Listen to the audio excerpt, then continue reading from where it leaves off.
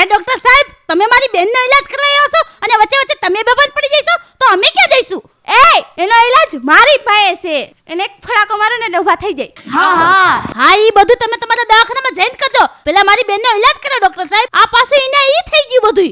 હે તાઈ હોસ્પિટલ થઈ ગયું? આ તો તમે જોયું નહીં? હા એનો ઈલાજ ને. હા કરું. અંકિતા, હવે આપણે આપણું બ્રહ્માસ્ત્ર છોડી. હવે બ્રહ્માસ્ત્ર છોડશું ને એનાથી તો ઈલાજ થઈ જ જાય. જા સેનો લે નડી લઈ લે જા. જલ્દી કરો ડોક્ટર સાહેબ, જલ્દી કરો. હવે તો થઈ જ જાય, તમે ટેન્શન લ્યો માં.